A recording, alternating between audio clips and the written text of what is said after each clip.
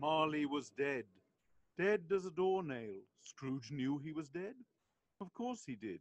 Scrooge and he were partners. Scrooge was his sole executor, his sole friend and sole mourner.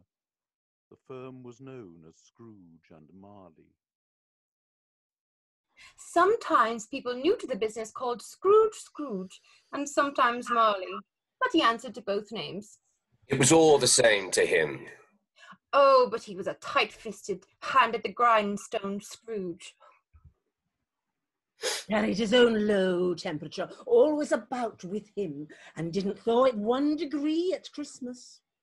Once upon a time, on Christmas Eve, old Scrooge sat busy in his counting house.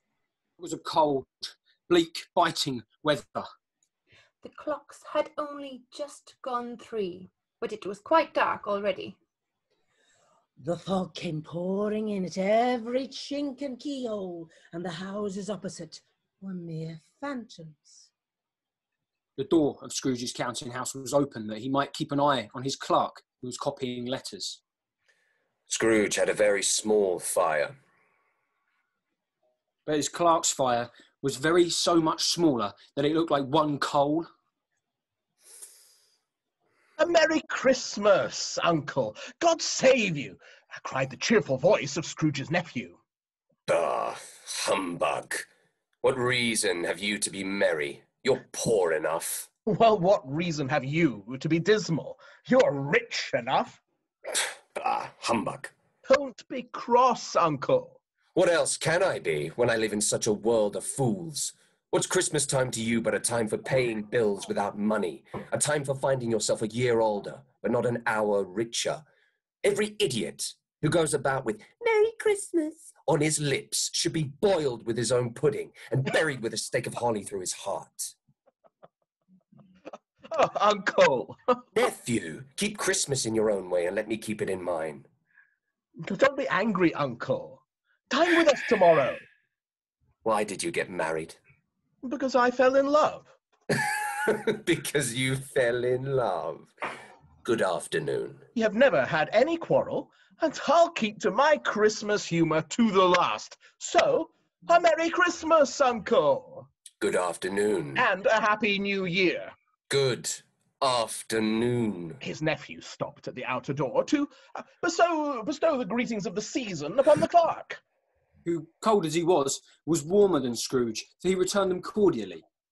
This lunatic, in letting Scrooge's nephew out, had let 2 other people in. Scrooge and Marley, I believe. Have I the pleasure of addressing Mr. Scrooge or Mr. Marley? Mr. Marley died 7 years ago, this very night. At this festive season of the year, Mr. Scrooge, we should make some slight provision for the poor and destitute, sir. Are there no prisons? Oh, plenty of prisons. Are there no workhouses? Are they still in operation? They are. I wish I could say they were not. A few of us are endeavouring to raise a fund to buy the poor some meat and drink, and means of warmth. What shall I put you down for? Nothing. You wish to be anonymous? I wish to be left alone. I don't make myself merry at Christmas, and I can't afford to make idle people merry. I support the establishments I've mentioned, and those who are badly off must go there. Many can't go there, and many would rather die. If they would rather die, they had better do it, and decrease the surplus population. Good afternoon, gentlemen. Seeing that it would be useless to pursue their point, they withdrew. Scrooge himself resumed his labours with an improved opinion of himself. And a more facetious temper than was usual with him.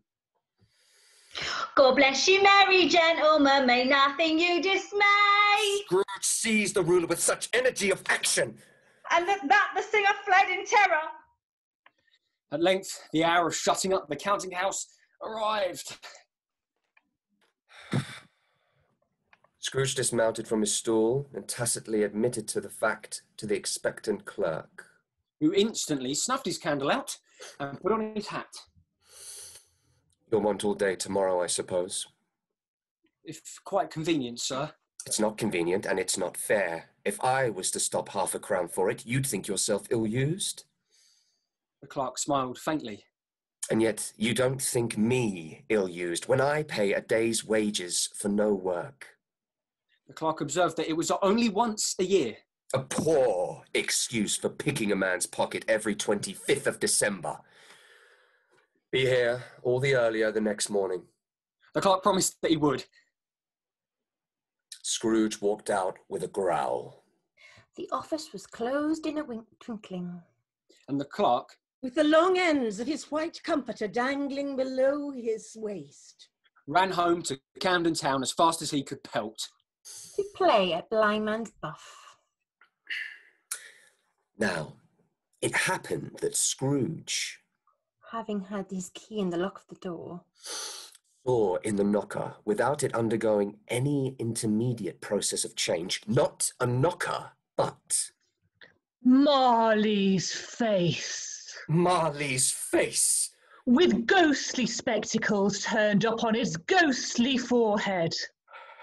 As Scrooge looked fixedly at this phenomenon, it was a knocker again. He put his hand upon the key and turned it sturdily, walked in and lighted his candle. He did pause before he shut the door, as if he half expected to be terrified with the sight of Marley's pigtail sticking out into the hall. But there was nothing on the back of the door, so he said, closed it with a bang. The sound resounded through the house like thunder. Up Scrooge went. Darkness is cheap, and Scrooge liked it. He closed his door and locked himself in. Double locked himself in. Which was not his custom. He took off his cravat, put on his dressing gown and slippers, and his nightcap. And he sat down to take his gruel.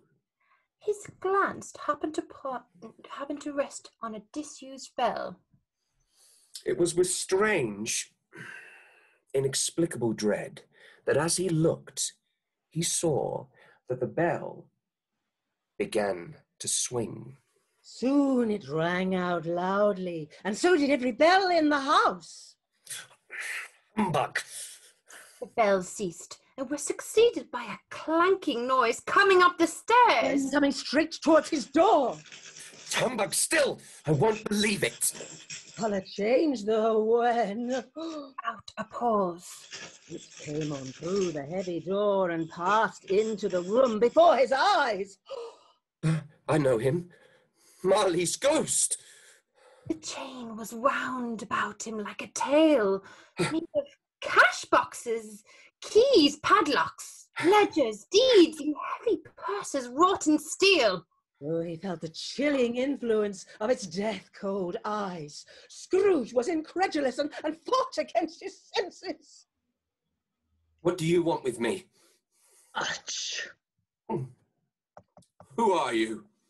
Ask me who I was. Who were you then? In life, I was your partner, Jacob Marley. Can you sit down? I can. Do it then. The ghost sat down on the opposite side of the fireplace, as if he was quite used to it. You don't believe in me. What evidence have you of my reality beyond that of your own senses? You see this toothpick? I do. You're not looking at it. But I see it. Humbug. I tell you, humbug. At this, the spirit raised a fearful cry and shook its chain with such a dismal and appalling noise that Scrooge fell upon his knees and clasped his hands before his face. Mercy! Dreadful apparition! Why do you trouble me? It is required of every man that if the spirit within him goes not forth in life, it is condemned to do so after death, and witness what it might have shared on earth and turned to happiness.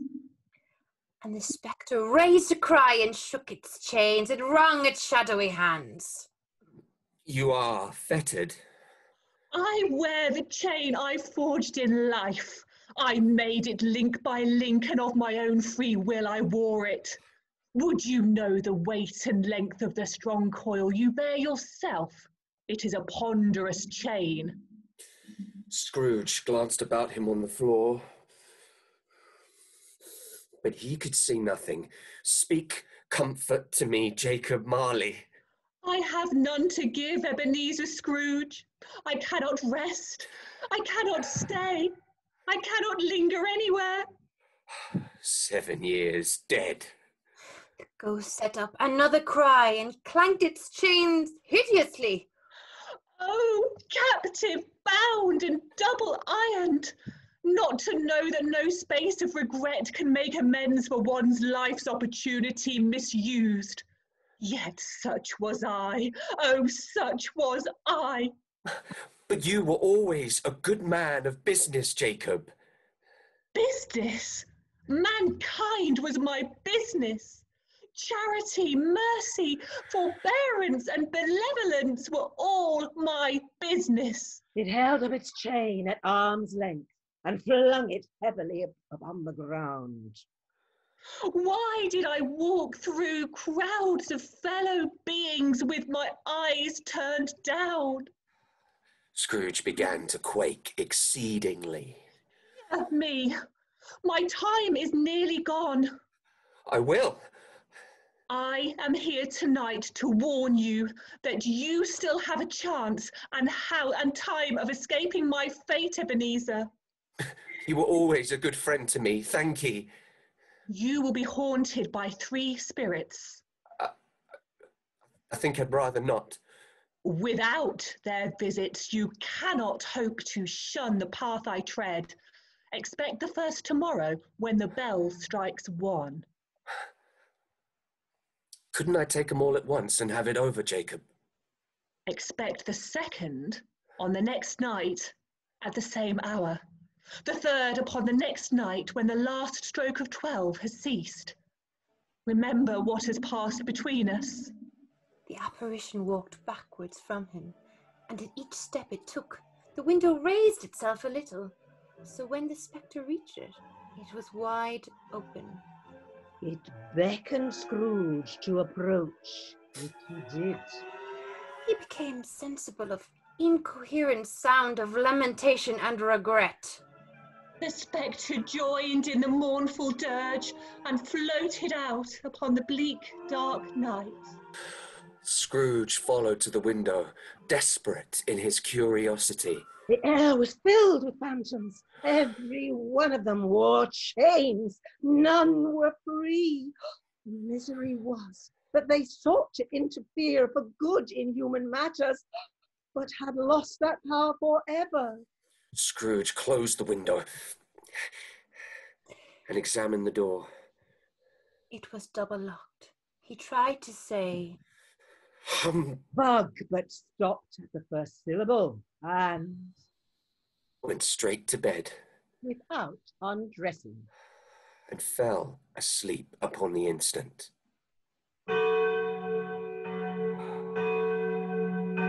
When Scrooge awoke, it was still dark. The heavy bell of a neighbouring church struck from 6 to 7.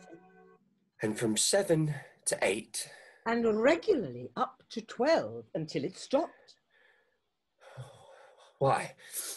It isn't possible that I've slept through a whole day and far into another night.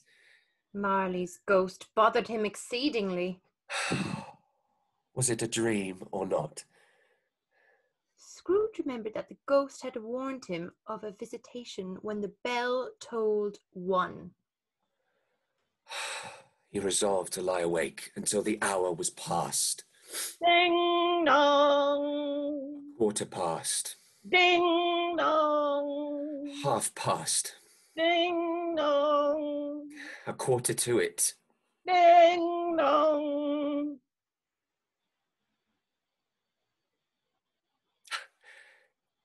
The hour itself, and nothing else.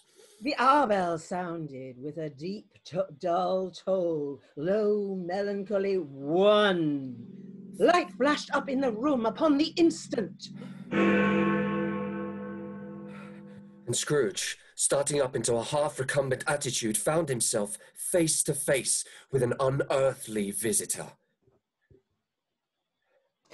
It was a strange figure, like a child. Its hair was as white as if with age, and yet the face had not a wrinkle in it. It wore a tunic of the purest white. From the crown of its head there sprung a bright, clear jet of light and a great extinguisher for a cap, which it had under its arm. Are you the spirit, sir, whose coming was foretold to me? I am. Who and what are you? I am the ghost of Christmas past. Long past? No. Your past. Scrooge made bold to inquire what business brought him there. Your welfare. Take heed. Rise and walk with me. He rose. But finding that the spirit made towards the window. Clasped his robe in supplication. I am mortal. I am liable to fall. Bear but a touch of my hand there, and you shall be upheld in more than this. They passed through the wall and stood upon an open country road. With snow upon the ground. Good heaven! I was bred in this place. I was a boy here. You recollect the way? Remember it. I could walk it blindfold.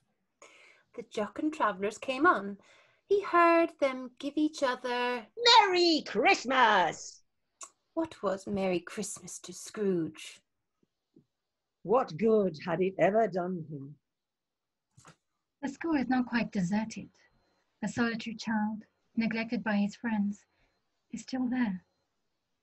Scrooge said he knew it, and he sobbed. A door opened before them, and a lonely boy was reading near a feeble fire. And Scrooge sat down and wept to see his poor, forgotten self as he used to be. Not a squeak from the mice behind the panelling, not a clicking from the fire, but fell upon the heart of Scrooge and gave a freer passage to his tears. The spirit touched him on the arm and pointed to his younger self, intent upon his reading. Suddenly, a man stood outside the window. Why, it's Ali Baba and his wild brother Orson. There they go, and the Sultan's groom turned upside down by the genie. There he is upon his head. Serve him right. I'm glad of it. Then, in pity for his former self, Poor boy. And cried again, drying his eyes with his cuff. I wish, but it's too late now. What is the matter? Nothing. There was a boy singing a Christmas carol at my door last night. I should like to have given him something, that's all. Let us see another Christmas. Scrooge's former self grew larger at the words, and there he was, alone again. Walking up and down despairingly, with a mournful shake of his head, Scrooge glanced anxiously towards the door. A little girl came darting in. I have come to bring you home, dear brother. Home, little Fan. Yes, home forever and ever. Father is so much kinder than he used to be. That home's like heaven. But first, we're to be together all Christmas long and have the merriest time in all the world. She clapped her hands and laughed and tried to touch his head, but being too little, laughed again and stood on tiptoe to embrace him. Always a delicate creature, but she had a large heart. So she had. She died a woman and had, as I think, children. One child. True. Your nephew. Yes. They were now in the busy thoroughfares of a city. It was Christmas time, and the streets were lighted up. The ghost stopped at a certain warehouse door. Was I apprenticed here? Why, it's old Fezziwig! Old Fezziwig laid down his pen, laughed all over himself, and called out in a comfortable, rich, jovial voice, "Yo-ho there! Ebenezer! Dick!" Scrooge's former self came briskly in. Accompanied by his fellow prentice. Yo-ho, my boys! No more work tonight, Christmas Eve! Let's have the shutters up! Those two fellows charged into the street with the shutters and came back before you could have got to 12, panting like racehorses. Clear away, my lads, and let's have lots of room here. Hilly-ho, Dick! Cheer up, Ebenezer! The floor was swept and watered, the lamps were trimmed, fuel was heaped upon the fire, and the warehouse was as snug and warm as you would desire to see upon a winter's night. In came a fiddler with a music book. In came Mrs. Fezziwig, one vast, substantial smile. Came the three Miss Fezziwigs, beaming and lovable. In came all the young men and women employed in the business. Some shyly, some boldly, some gracefully, some awkwardly, some pushing, some pulling. Away they all went, hands half round and back again the other way, down the middle and up again. Round and round in various stages of affectionate grouping. There were more dances, and there were more forfeits, and more dances, and there was cake, and there were mince pies. And plenty of beer. When the clock struck 11, this domestic ball broke up. Mr. and Mrs. Fezziwig took their station, one on either side of the door, and shaking hands with every person, wished him or her a Merry Christmas. A small matter to make these city folk so full of gratitude. He has spent but a few pounds. It isn't that. The happiness he gives is quite as great as if it cost a fortune. What is the matter? I should like to be able to say a word or two to my clerk just now, that's all. His former self turned down the lamps. And Scrooge, And the ghost. again stood side by side in the open air. My time grows short. Quick. Scrooge was older now. His face had begun to wear the signs of care and avarice. He sat by the side of a fair young girl, in whose eyes there were tears. It matters little to you, very little. Another idol has replaced me, a golden one. Your nobler aspirations fall off one by one until gain has engrossed you. What then? I am not changed towards you. Our contract is an old one. It was made when we were both poor. When it was made, you were another man. I was a boy. Have I ever sought release? Tell me, would you seek me out and try to win me now? You think not. May you be happy in the life you have chosen. She left him, and they parted. Spirit, show me no more. Why do you delight to torture me? One shadow more. The relentless ghost pinioned him in both his arms and forced him to observe what happened next.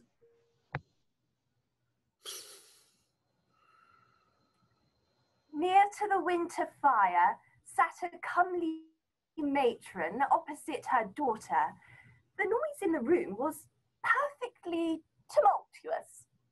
For there were more children there than Scrooge, in his agitated state of mind, could count. A knocking at the door was heard.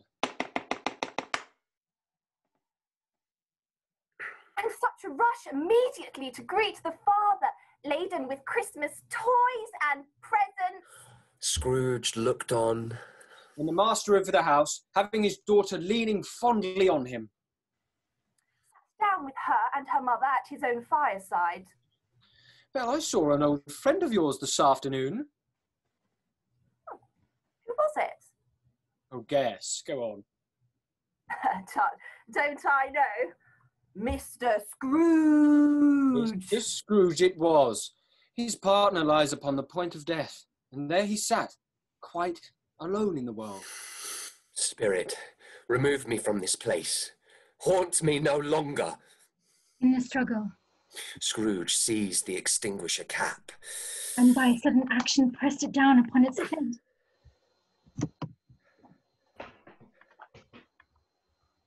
He was conscious of being in his own bedroom, and he had barely time to reel to bed before he sank into a heavy sleep. Awaking in the middle of a prodigiously tough snore. Scrooge established a sharp lookout all around the bed. And consequently, when the bell struck one and no shape appeared, He was taken with a violent fit of trembling. A blaze of ruddy light streamed upon the clock. He began to think that the source of this ghostly light might be in the next room. The moment Scrooge's hand was on the lock, a strange voice called him by name and bade him enter. He obeyed. there sat a jolly giant who bore a glowing torch in shape not unlike Plenty's horn. Come in and know me better, man. Scrooge entered timidly and hung his head before the spirit. I am the ghost of Christmas present. Look upon me. Scrooge reverently did so. It was clothed in one simple green robe, bordered with white fur, and on its head a holly wreath. You have never seen the likes of me before. Spirit, conduct me where you will. I went forth last night on compulsion, and I learnt a lesson which is working for me now. Tonight, if you ought to teach me, let me profit by it. Touch my robe. Scrooge did so as he was told, and held it fast. The room vanished instantly, and they stood in the city streets on Christmas morning. Where the people, Scraping the snow from the pavement in front, were jovial and full of glee. Soon the steeples called good people all to church and chapel. and at the same time there emerged poor revellers carrying their dinners to bakers' shops. The spirit sprinkled incense on their dinners with his torch, and once or twice, when there were angry words between some dinner carriers, he shed a few drops of water on them, and their good humour was restored directly. Is there a peculiar flavour in what you sprinkle from your torch?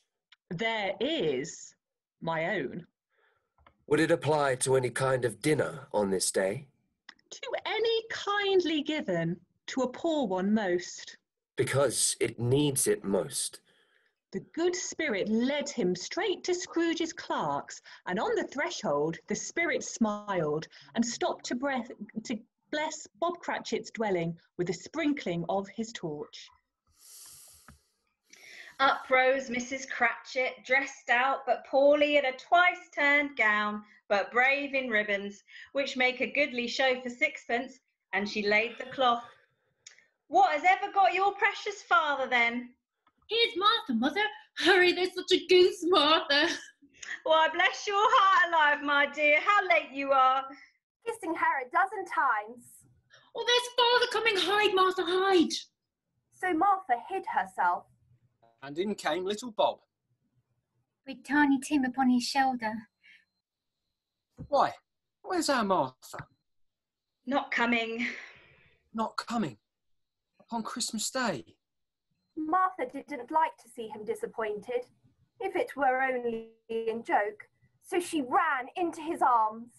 While the two young Cratchits hustled Tiny Tim into the washhouse. And how did little Tim behave? As good as gold. He hoped the people saw him in the church because he was a cripple, and it might be pleasant to them to remember upon Christmas Day who made lame beggars walk and blind men see. Bob compounded some hot mixture in a jug with gin and lemons.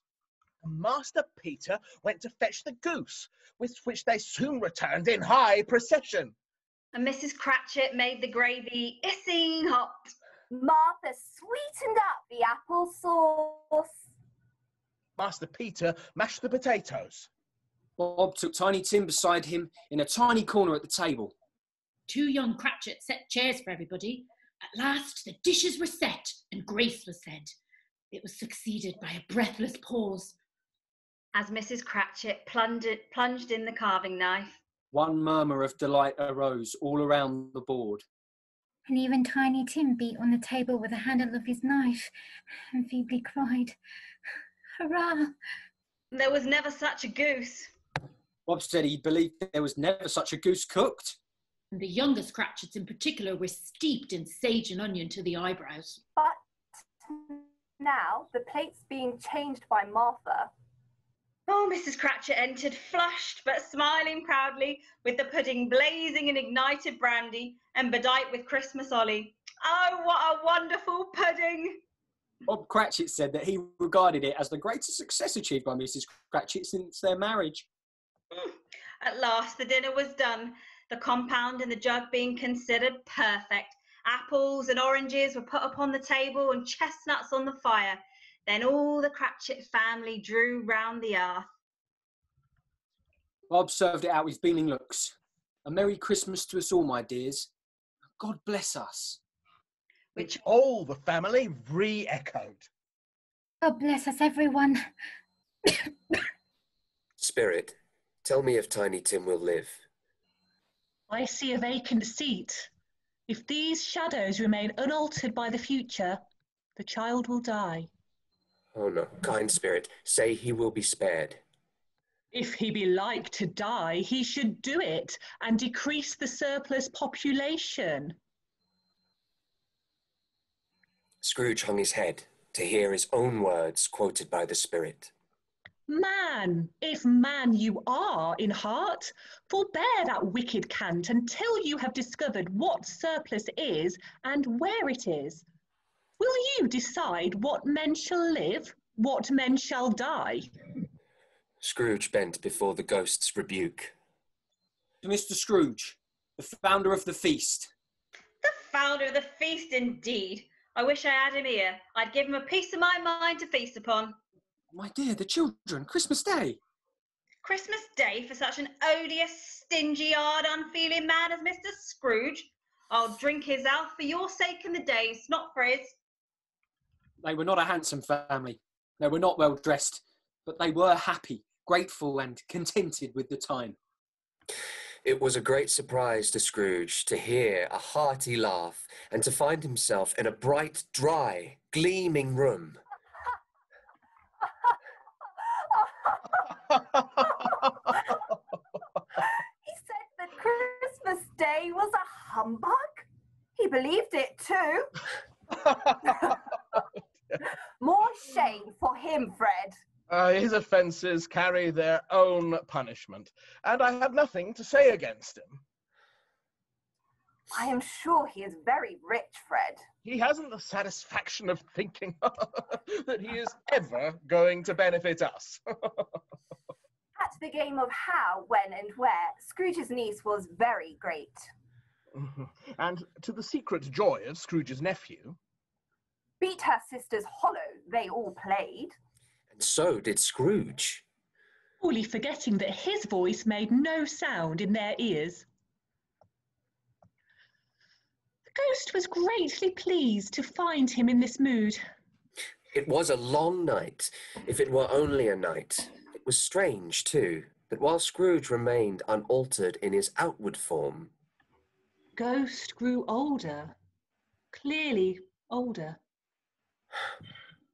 our spirits' lives so short. My life upon this globe is very brief. It ends tonight at midnight.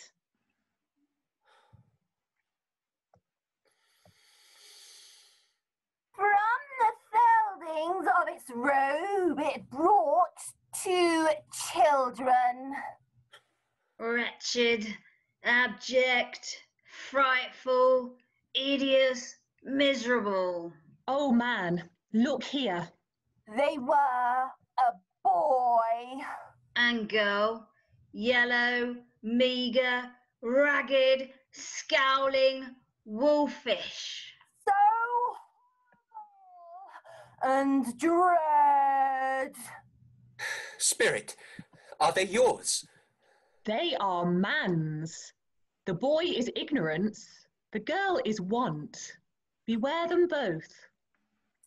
Have they no refuge or resource? Are there no prisons? Are there no workhouses? The bell. Struck 12.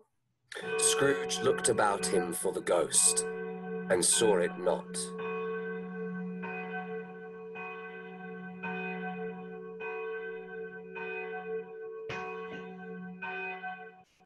As the last stroke ceased to vibrate, he beheld a solemn phantom, shrouded in a deep black garment, nothing of it visible save one outstretched hand. Scrooge bent down upon his knee.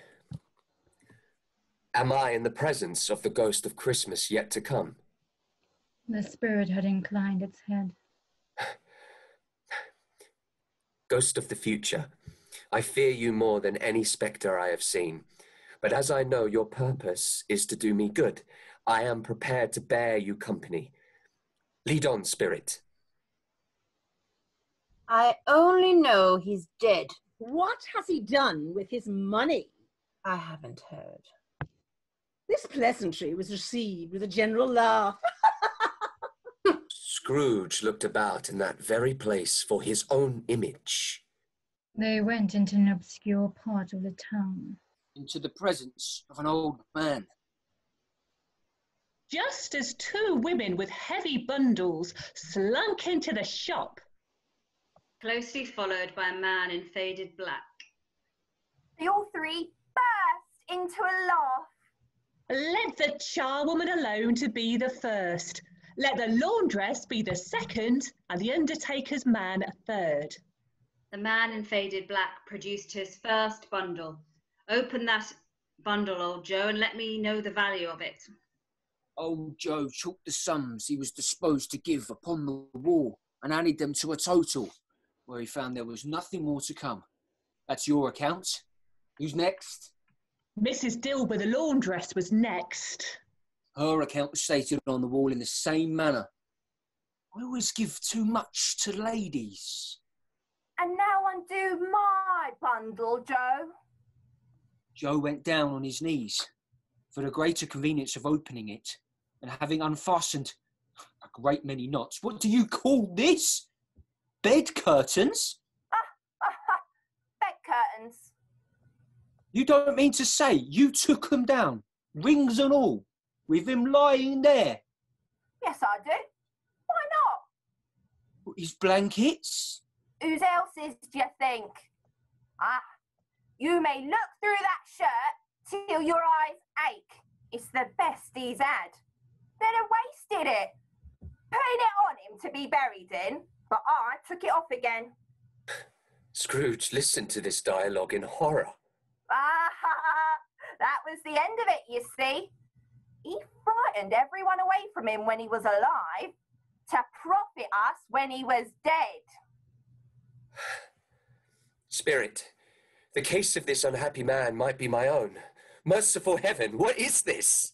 He recoiled in terror, and now he almost touched a bed on which, beneath a ragged sheet, there lay something covered up, which, though it was dumb, announced itself in awful language. Scrooge glanced towards the phantom. Its steady hand was pointed to the head. If there is any person who feels emotion caused by this man's death, show me, spirit, I beseech you. The phantom spread its dark robe like a wing, and withdrawing it revealed a room by daylight. Are we quite ruined? No. There is hope yet, Caroline. If he relents, there is. He is past relenting. He is dead. To whom will our death be transferred? I don't know. It would be a bad fortune to find so merciless a creditor in his successor. We may sleep tonight with light hearts, Caroline. Let me see some tenderness connected with a death, or that dark chamber will be forever present to me. They entered poor Bob Cratchit's house. And found the mother and the children seated round the fire. Peter had a book before him.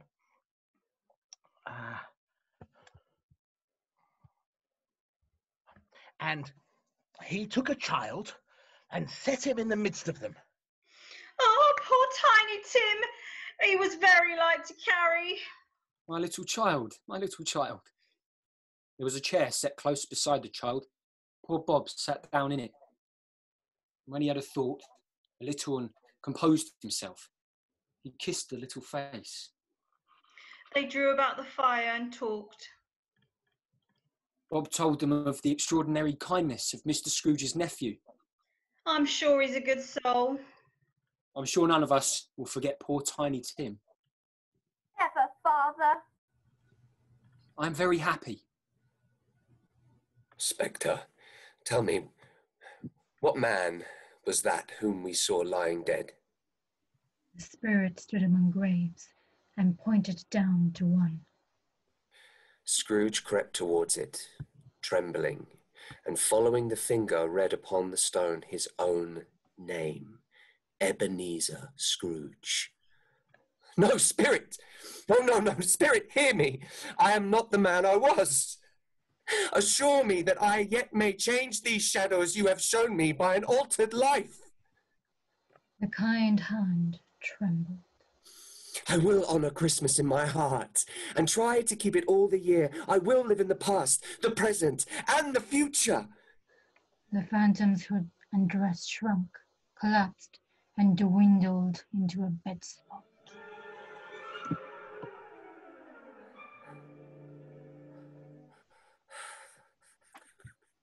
Scrooge had been sobbing violently and his face was wet with tears.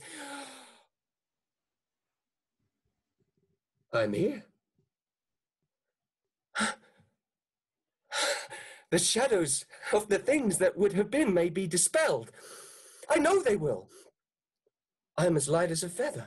I am as giddy as a drunken man. Merry Christmas to everybody and a Happy New Year to all the world. Hello there! Whoop! Hello! Running to the window, he opened it and put out his head. Golden sunlight, heavenly sky, sweet fresh air, merry bells. Oh, glorious, glorious. What's today, my fine fellow? Today? Why, it's Christmas Day. It's Christmas Day! I haven't missed it. The spirits have done it all in one night. He dressed himself all in his best and at last got out into the street. The people were pouring forth, and Scrooge regarded every one with a delighted smile. A Merry Christmas to you! He had not gone far when he beheld the lady who had walked into the counting house the day before.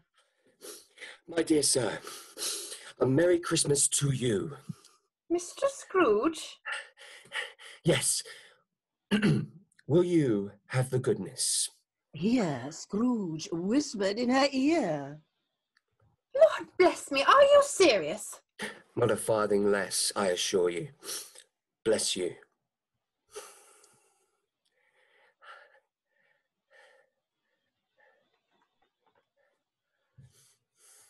How Fred! his niece by marriage started. Why, bless my soul, who's that? It's I, your Uncle Scrooge. I've come to dinner. Will you let me in, Fred? Let him in. It's a mercy he didn't shake his arm off. Wonderful party, wonderful happiness. He was early at the office the next morning to catch Bob Cratchit coming late. That was the thing he had set his heart upon. Hello. What do you mean by coming here at this time of day? I'm very sorry, sir. Step this way, sir, if you please. It's only once a year, sir. I am not going to stand this sort of thing any longer, and therefore, he continued, leaping from his stool, and therefore I am about to raise your salary. Bob trembled. He had a momentary idea of calling for help and a straight waistcoat. A Merry Christmas, Bob. I'll raise your salary and endeavour to assist your struggling family. Make up the fires and buy another coal scuttle before you dot another I, Bob Cratchit. Scrooge was better than his word. And to Tiny Tim, who did not die, he was a second father. He became as good a friend as the old city knew. Some people laughed, but he was wise enough to know that nothing ever happened for good, at which some people did not have their fill of laughter. His own heart laughed, and that was good enough for him. It was always said of him that he knew how to keep Christmas well. And so, as Tiny Tim observed, God bless us, everyone.